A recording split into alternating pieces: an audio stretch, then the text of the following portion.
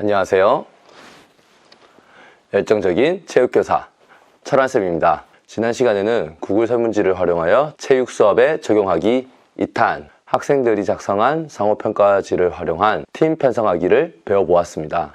아직 지난 영상을 보지 않으신 분이 계신다면 우측 상단의 카드를 클릭하여 참고하시면 되겠습니다.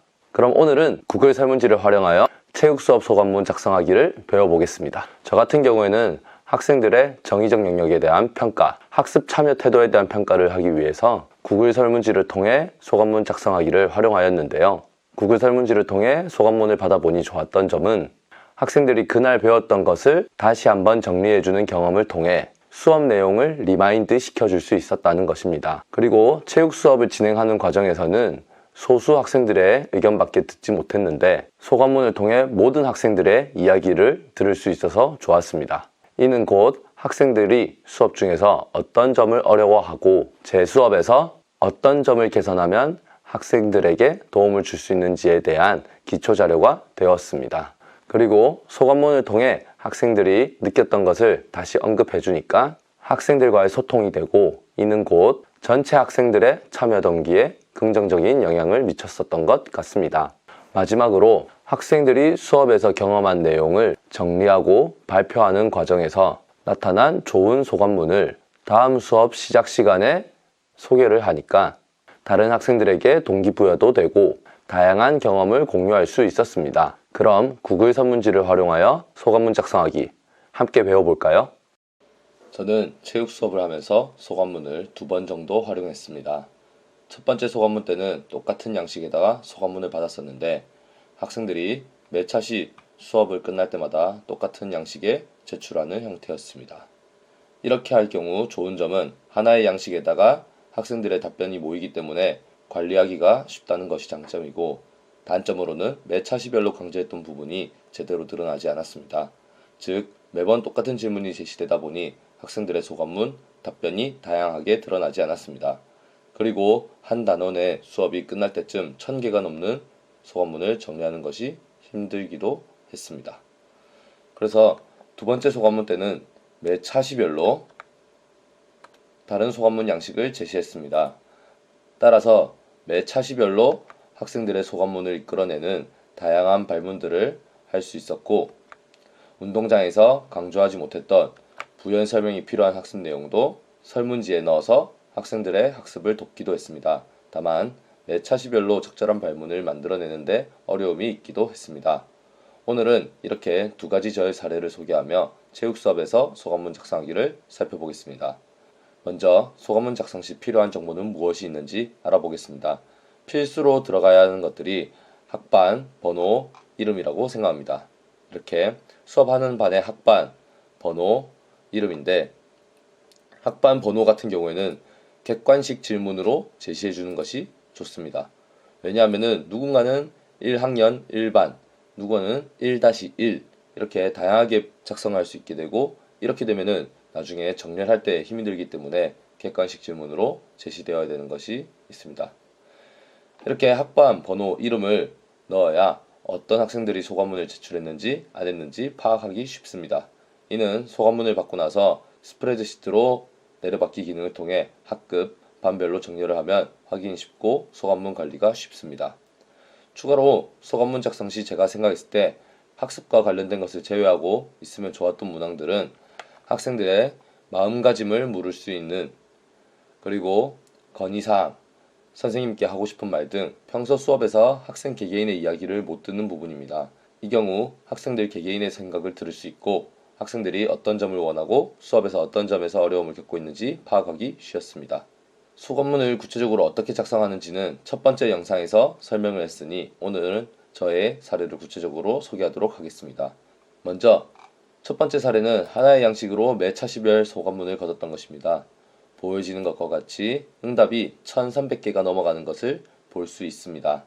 그럼 이 수업에서는 어떻게 소감문을 받았고 어떤 형태로 학생들이 소감문을 작성했는지 살펴보겠습니다. 먼저 소감문의 양식은 굉장히 간단하게 구성되어 있습니다. 학반, 번호, 이름, 그리고 수업 날짜, 수업 요일, 오늘 배운 것을 써보는 것, 그리고 체크박스로 중점적으로 훈련해야 할 동작을 체크하는 것, 그리고 느낀 점에 대한 장문형 텍스트 문항, 그리고 내가 느낀 것들에 대한 문항, 그리고 수업에 대한 아이디어, 건의사항, 이 양식을 계속해서 받게 되었고, 이제 이런 문항, 이 문항의 경우 학생들의 답변이 너무 다양하다 보니 어떤 친구는 너무 짧게 쓰고 어떤 친구는 풍부하게 썼는데, 그거에 대한 편차를 줄이기 위해서 좀 구체적으로 답변을 부탁해달라고 하고 수업 시간에서도 이 부분을 강조했습니다. 그렇다면은 이때 학생들의 응답은 어떻게 나타났는지 살펴보도록 하겠습니다. 워낙 사례수가 많다 보니 요약 보기로 보는 것은 한계가 있고, 엑셀 기능과 비슷한 스프레드시트에서 응답 보기를 통해서 설문 결과를 한번 살펴보겠습니다. 이 화면은 실제로 학생들이 제출한 소감문인데, 지금은 학생의 이름을 열숨기기를 하였고 이제 반 번호대로 정렬이 되어 있는 모습을 볼 수 있습니다. 우선 반과 번호를 정렬하는 방법을 알려드리겠습니다. 지금 학생들이 제출한 순서대로 이렇게 소감문이 나타나게 될 건데, 먼저 번호열을 클릭하셔서 우측 클릭하여 시트 정렬 A to G를 클릭한 다음에 보시면은 제출한 시간에 따라서 이렇게 번호별로 정렬이 된 것을 볼 수 있습니다. 그 다음 학반열을 클릭하여 시트 정렬 A to G를 하게 되면은 반별로 번호별로 나열이 된 것을 볼 수 있습니다. 이 문항이 만약 객관식으로 주어지지 않고 단답식으로 제시하게 되면 어떤 친구는 3학년 1반, 어떤 친구는 3-1, 누구는 1번 1, 이런 식으로 기록을 하게 되면은 정렬이 되지 않기 때문에 객관식 문항으로 제시해 주는 것이 굉장히 중요하다고 볼 수 있습니다. 자, 이렇게 정렬된 소감문을 한번 살펴보도록 하겠습니다. 저 같은 경우에는 이렇게 수업에서 소개할 만한 소감문들은 셀에 색칠을 해서 학생들에게 다음 시간에 제시를 하기도 했는데요. 한번 의미가 좀 깊었던 것들에 대해서 한번 살펴보도록 하겠습니다. 자, 이 학생은 기록을 쟀더니 육상 보강 훈련 전보다 조금 더 빨라져서 의외라고 생각했다. 이 훈련을 조금씩 하다 보면 10초대에서 9초대로 가는 기적 같은 일이 일어나는 가능성이 크지 않을까라는 기대감이 생겼다. 옛날에는 절대 나의 이런 느린 기록이 나아지지 않을 거라고 생각했지만 처음으로 9초대에 진입해서 너무 좋다. 진짜 사람은 노력을 해야 하는 것 같다. 처음엔 안 될 것 같아도 일단 한번 도전을 해봐야 한다는 것을 느끼게 되었다. 평발이어도 운동을 잘할 수 있다는 것은 옛날에 박지성 선수를 보고는 알았지만 그래도 이렇게 내가 직접 느끼니까 훨씬 와닿는 것 같다. 항상 이 정도만이라도 했으면 좋겠다. 이 친구 같은 경우는 표현이 굉장히 풍부한데 이런 사례들을 다른 친구들에게 소개를 했을 때 다른 친구들에게도 좋은 동기부여가 되기도 했습니다. 하나만 더 살펴보도록 하겠습니다. 처음에는 육상 보강 훈련이 어려웠는데 지금 익숙해진 것처럼 다른 힘든 일이 있어도 하다 보면 익숙해질 것이라는 것을 깨달았다. 이렇게 좀 의미 있는 경험들을 정리해 주는 것들이 소감문의 굉장히 장점이라고 생각합니다. 지금 이 시간에는 이 다양한 사례들을 다 읽어볼 수 없기 때문에 간단하게 이 정도로 소개를 하고, 평가의 경우 학생들의 소감문 횟수를 가지고 평가를 하게 되었는데 countIF 함수를 통해서 학생들이 소감문을 얼마나 제출했는지 확인을 하였고 이걸 통해서 점수를 부여했습니다. 이와 관련된 것은 다음에 시간이 나면 따로 소개하도록 하겠습니다. 그럼 첫 번째 사례는 살펴보았고 두 번째 사례를 살펴보도록 하겠습니다. 두 번째 사례는 첫 번째 사례에서 좀 어려움으로 겪었던 한 가지 질문, 그리고 학생들별로 풍부한 답변이 있는 반면 조금 간단한 답변도 있는 것을 좀 방지하기 위해서 이제 차시별로 문항을 다르게 해서 문항을 구체적으로 하여 발문을 하였습니다. 한번 살펴보겠습니다. 똑같이 학반, 번호, 그 다음에 이름이 제시되고, 이제 이것 같은 경우에는 1차시 수업이다 보니 이제 다짐, 목표 기록, 아이디어, 하고 싶은 말들을 제시하게 하였고, 두 번째 소감문의 경우에는 이제 학습 초기다 보니까 학생들에게 설명할 내용들이 굉장히 많았습니다. 특히 운동장에서는 모든 것을 설명하기 쉽지 않기 때문에 소감문에서 김구경 선수의 사례를 통해서 이제 학생들이 이제 동영상을 통해서 학습할 수 있도록 하였습니다. 그리고 달리기 선수들의 슬로우 모션 영상, 육상 보강 훈련들을 제시하여 학생들이 소감문을 작성함과 동시에 추가 자료들을 볼 수 있게 하였습니다. 이제 이 화면을 미리 보기 화면으로 살펴보면 다음과 같습니다. 우사인 볼트 같은 스프린터들은 다리 근육이 강해야 한다고 생각하실 텐데요.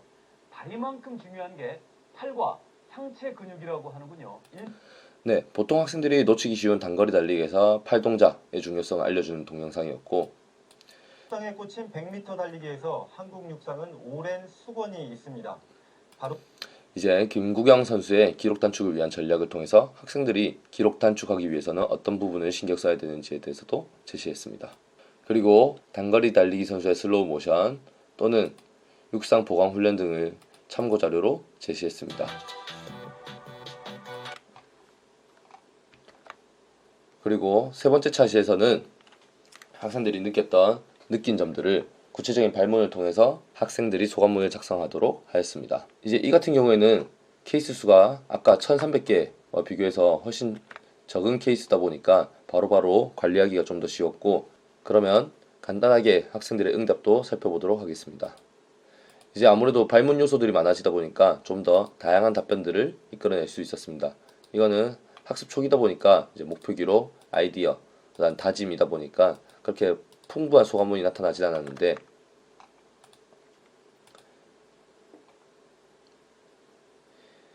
이 차 시에서는 이제 보다 다양한 소감문들이 점점 나타나는 것을 알 수 있었습니다.